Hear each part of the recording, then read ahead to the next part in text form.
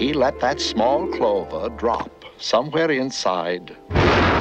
Welcome back, everybody. It's so early in the morning for me, but I'm excited here today because we are watching Horton Hears a Who. Obviously not the Jim Carrey, Steve Carell one, because that would get copyright, and I don't want to get my channel in trouble. So we are reacting to the 1970 Horton Hears a Who classic, the first one I ever saw. I didn't see it in 1970, to clarify. I think that's kind of obvious, but I did see the Horton Hears a Who movie in theaters. Again, not this one. So I remember growing up with both of these movies. So I'm so excited to see this one for the first time in a long time. And if you enjoyed this video, go check out all the other ones I've reacted to for Dr. Seuss's birthday and other holiday related ones. And yes, we're doing this because it's Dr. Seuss's birthday. Probably forgot to mention that. But I've done Cat in the Hat, Lorax, The Grinch somehow. I thought that one would get taken out. It didn't. And more, so like, subscribe, do all the good stuff, and let's get into the Horton. Bro, I had to skip like a minute of this just for like title cards and just a little dust is flying around. Holy shit. On the 15th of May, in the jungle of Newell, in the heat of the day, in the cool of the pool, he was splashing, enjoying the jungle's great joys, when Horton the elephant heard a small noise. He reacted before the help got heard, and there was zero chance that he could be spraying that much water, splashing around that much, at the size of an elephant, and be able to hear that noise. I don't believe it. This movie's bullshit. At this point, I might have to be on the side of the forest animals. There's just chill. There's zero chance that he heard anything. I'm sorry, Horton, you might need to go get some help. Also, why are we watching Horton take a bath? Kind of not appropriate. As if some tiny person were calling for help. He looked and he looked. He could see nothing there but a small speck of dust drifting down through the air. Most highly peculiar. He'd never heard tell of a small speck of dust that was able to yell. Help! Please, help! You know what I think? I suspect that there must be something alive on that small speck of dust. Some sort of a person of a very small size. Too small to be seen by my elephant's eyes. If so, I should save him. Because after all, a person's a person, no matter how small. Kind of too late to save him now. He went down a waterfall, my guy. You cannot save him. Also, why is he assuming that there's someone living on the dust? Not that the dust is not alive. Like, it could just be the dust is a living organism. Someone's gonna correct me in the sciencey stuff in the comments below. Be like, oh, well, dust is actually living or some shit. You know what I mean. Like, smiling face on the dust type of shit. Living. I'm fucking just playing it. Fuck all of you.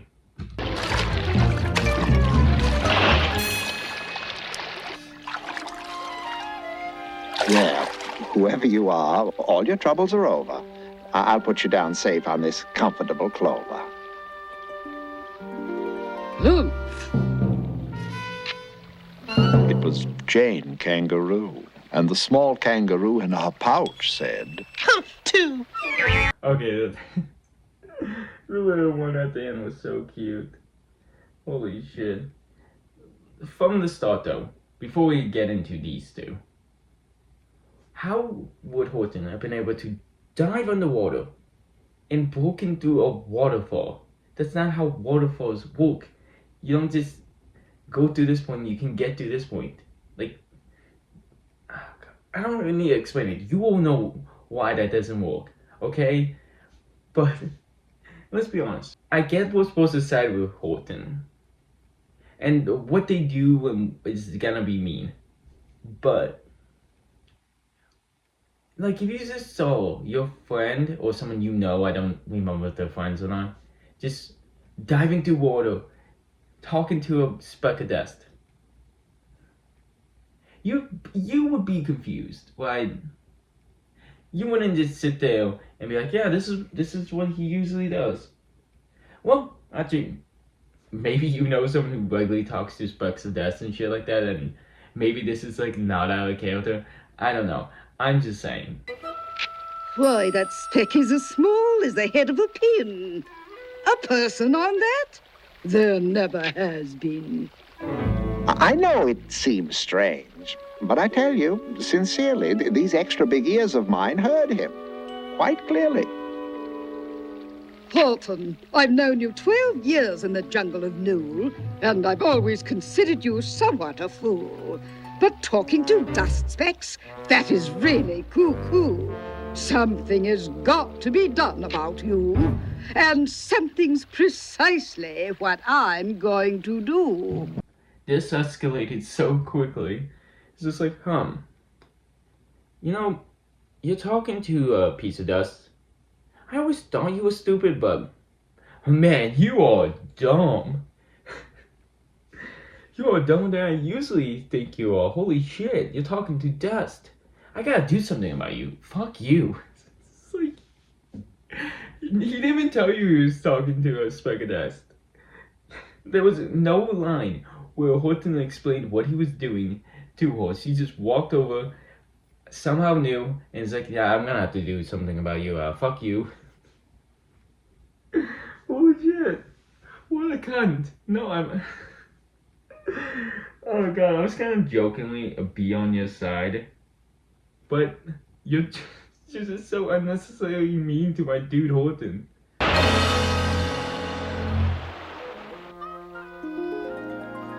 You're certainly lucky that I'm still around. This is twice in one day that you've almost been drowned. I know, and we're eternally grateful to know that you care. There really is someone down there.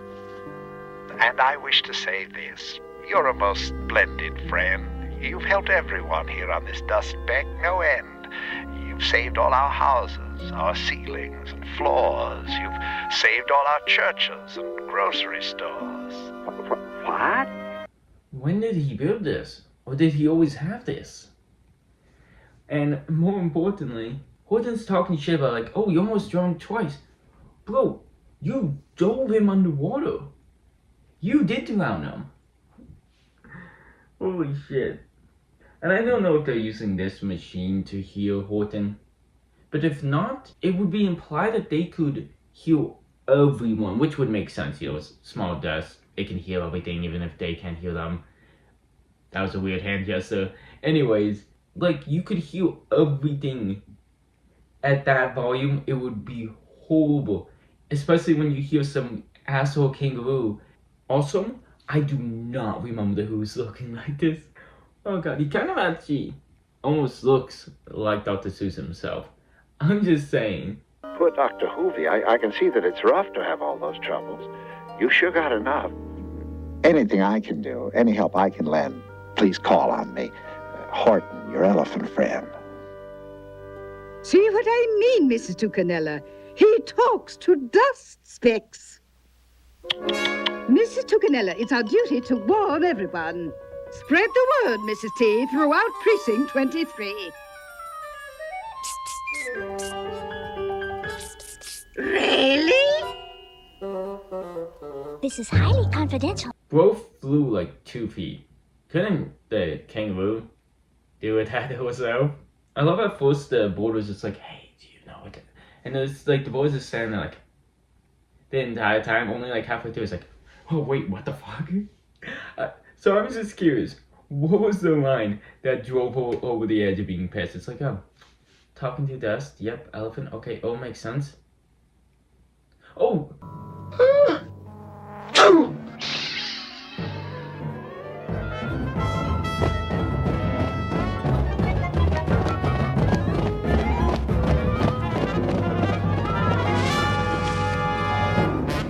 Dr. Hoovy, Dr. Hoovy, is everything all right down there?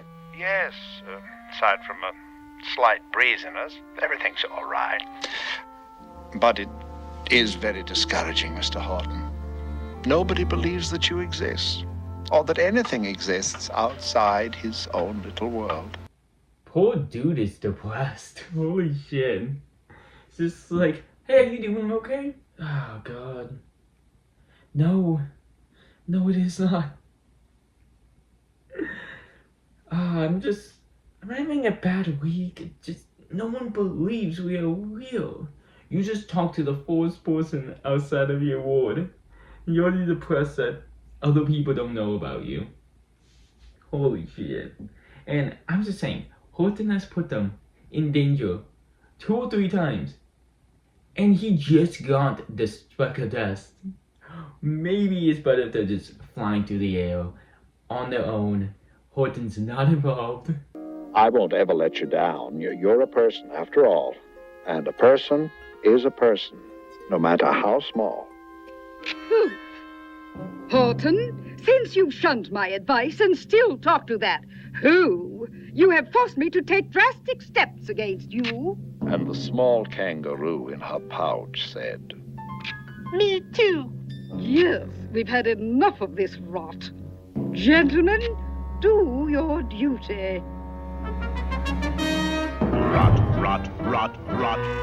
It's a plot, plot, plot, plot. I love the monkeys just coming in.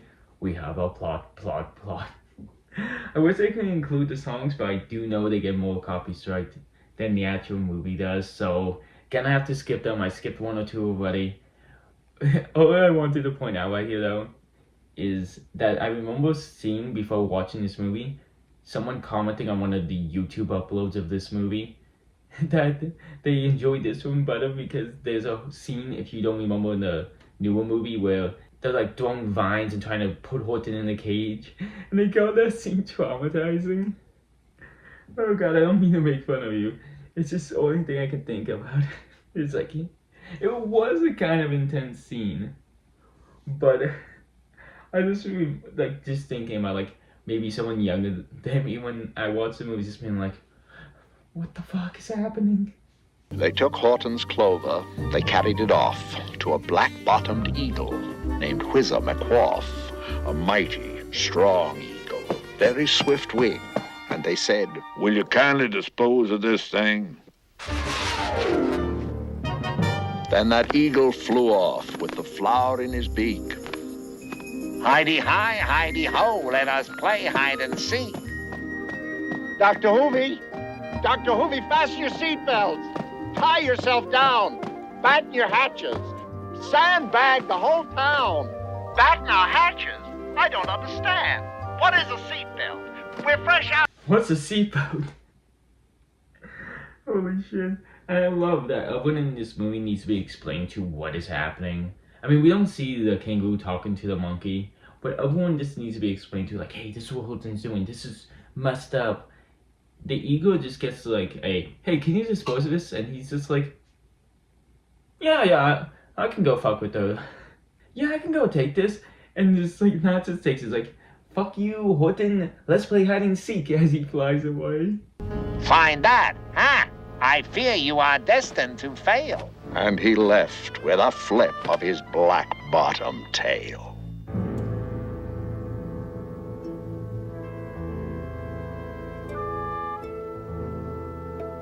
Oh, my aching back, my aching trunk. If I can't find my friends on that clover, they're sunk. But I'll have to find them, because after all, a person's a person, no matter how small. Yeah, I get that. A person's a person no matter how small. Horton gotta care and protect them. But they're fine right here. Like, if they were fine on a regular clover, they would be fine in the clover field, right? I'm just saying, maybe Horton could just sit there and be like, huh, you know, this is probably a safe spot to be. We're not over here. Everyone in the forest is over here instead. So, yeah, I'll call it a day, call it a win. Like, he couldn't carry around the, like, dust forever, right? I guess he thinks he's friends with them, but he just met them. Like, it's kind of more, like, selfish at this point that he wants to keep it. You know what I mean? Instead of just letting it be somewhere safe. Dr. Hoovy, quick, doctor, tell me, do tell. Are you safe? Are you sound? Are you whole? Are you well? Am I well? Am I whole? Am I safe? Am I sound? When that black-bottom birdie let go and we dropped, dreadful crashing occurred. Our clocks have all stopped. At Herkimer's drugstore, the soda pops popped. Look, the Huey department store. Seems like it flopped. Such civic disaster has never been topped. Bro, how is the city destroyed right now? Only from the drop, not from the chase. Not when Horton dragged you under the waterfall. Not when he sneezed and you shot through the air. None of that is dangerous. But now you're going through the damage. Now your town's destroyed. Horton also should hear this and just be like, maybe I should leave it here and not bring it back where people are gonna try to take it and they could be in danger again. But we know he's going to. Keep up your courage now. Never let it sink. Things are getting better. Much better. I think. Horton, for almost 2 days you've run wild and insisted on talking with persons who've never existed. Such carryings on in our peaceable jungle. We've had quite enough of your bungling bungle. Bungling bungle. So, with the help of the Wickersham brothers and dozens of Wickersham uncles and Wickersham cousins and Wickersham in-laws whose help I've engaged, you're going to be roped and you're going to be caged. He's going to be roped. He's going to be caged. I love the musical numbers and how they started. You're gonna be roped, you're gonna be caged. But, first of all, this bitch followed Horton. You're not even being affected at this point. You can just let Horton be. Why are you following him? Oh god. But someone said that this scene isn't in the movie. And now it is. What a hypocrite. It's both traumatizing. Like, what the fuck? Can I find that again? Okay, they also called the Horton movie more violent than this one. And they, beat and hit him, so maybe that's part of it. I just don't remember. Was that movie that violent? Let me know in the comments below. He discovered a very small shirker named Jojo standing. Just standing. And bouncing a yo-yo. Not making a sound. Not a yip. Not a chirp.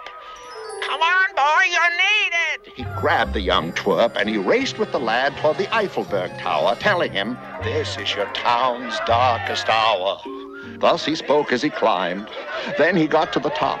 Then the doctor said, "Make a yip. Make a yop. Boil that dust speck. Boil that dust speck. Can't you yip? Can't you yop?" I just don't know, sir. I never have tried. Boil that dust speck. You better try soon, or you're going to be fried. Boil, boil, boil, boil. Well, sir, I think I'll try a yip. Hazelnut. Hazelnut. Second thought, sir, I think I'll try a yop. Hazelnut, boil. Yeah. We all know what this gonna say today, but I love the context of this. Unlike in the Horton movie, it wasn't his son. It's just, I can't remember what it was in the book.